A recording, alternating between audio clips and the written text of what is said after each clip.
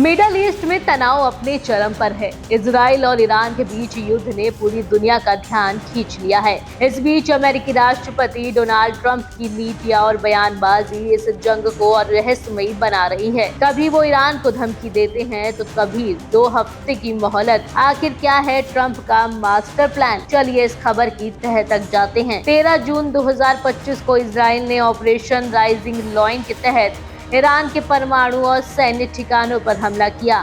इस हमले में ईरान के कई टॉप कमांडर और परमाणु वैज्ञानिक मारे गए। नतांज और फोर्डो जैसे परमाणु ठिकाने तबाह हो गए। जवाब में ईरान ने ऑपरेशन टू प्रॉमिस 3 के तहत 100 से ज्यादा बैलिस्टिक मिसाइलें इजराइल के तेल अवीव और बैटयाम जैसे शहरों पर दागी। इस हमले में इजराइल के सोरोका मेडिकल सेंटर को नुकसान पहुंचा और 240 से ज्यादा लोग घायल हुए। इस बीच अमेरिकी राष्ट्रपति डोनाल्ड ट्रंप की बयानबाजी ने सबको हैरान कर दिया है। कभी वो कहते हैं कि ईरान पर बमबारी होगी, तेहरान खाली कर दो, तो कभी वो ईरान को कूटनीतिक समाधान के लिए 60 दिन या 2 हफ्ते की मोहलत देते हैं। शुक्रवार को 20 जून 2025 को ट्रंप ने एक बार फिर कहा, अगले 2 हफ्तों में फैसला लेंगे कि ईरान पर सैन्य कार्रवाई करनी है या नहीं। लेकिन सवाल ये है कि क्या ट्रंप सचमुच युद्ध चाहते हैं या उनका दबाव बनाने का ये दांव है। वहीं इजराइल और ईरान के युद्ध में रूस की भी एंट्री हो गई है। रूस ने हाल ही में अमेरिका को चेतावनी दी है कि अगर अमेरिका ने ईरान पर सैन्य हमला किया,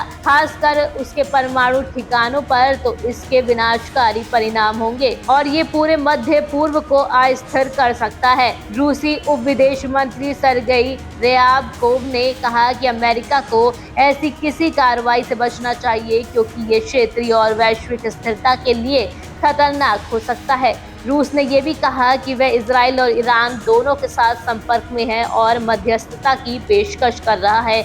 इसके अलावा रूस ने इजराइल के ईरान पर हमलों को परमाणु तबाही की ओर ले जाने वाला कदम बताया, खासकर क्योंकि यह हमला ईरान के परमाणु ढांचे को निशाना बना रहे हैं। अगर अमेरिका की बात करें तो दुनिया भर को ऐसा लग रहा था कि अमेरिका बहुत जल्द खुलकर इस युद्ध में शामिल हो जाएगा, पर ऐसा होता दिख नहीं रहा है। जाहिर है कि सवाल उठ रहे हैं कि क्या मध्य एशिया में अमेरिका कमजोर पड़ रहा है। ईरान पर हमले को लेकर ट्रंप की नीतियों में अनिश्चितता और विरोधाभास कई कारणों से उभर कर सामने आए हैं। इजराइल के प्रधानमंत्री बेंजामिन नेतन्याहू और ट्रंप की आपसी तनातनी भी चर्चा में है। न्यूयॉर्क टाइम्स के अनुसार ट्रंप ने शुरू में इजराइल के हमले का विरोध किया था क्योंकि ट्रंप की योजनाओं में ये युद्ध आड़े आ रहा था। माना जा रहा है कि इजराइल ने बिना अमेरिका से परामर्श लिए और बिना उसकी सहायता के ईरान पर हमला किया, जिससे ट्रंप की स्थिति अमेरिका में कमजोर हुई।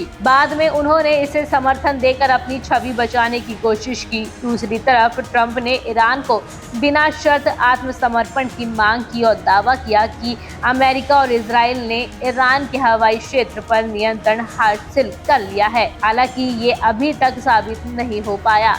ईरान के supreme leader Ayatollah Ali Khamenei ने इस धमकी को खारिज करते हुए कहा कि ईरान कभी आत्मसमर्पण नहीं करेगा। उसके बाद ईरान ने इजराइल पर जबरदस्त जवाबी मिसाइल हमले किए हैं, जिसके बाद ट्रंप को सोचने को मजबूर किया। ट्रंप की सैन्य कार्रवाई की अनिश्चितता का एक कारण कांग्रेस और वैश्विक समुदाय का दबाव भी है। साथ ही ट्रंप खुद को शांति के मसीहा के रूप में स्थापित करना चाहते हैं। उन्हें नोबेल शांति पुरस्कार की तलब हो गई है। यही कारण है कि भारत पाक में सीज फायर का श्रेय लेने के लिए करीब 20 बार बयान दे चुके हैं, फिर भी दुनिया उन्हें घास नहीं डाल रही है। चुनावों में उन्होंने वादा किया था कि गद्दी पर बैठते ही एक दिन में वो रूस यूक्रेन युद्ध बंद करवा देंगे। दुर्भाग्य से उन्हें ये भी सफलता नहीं मिली।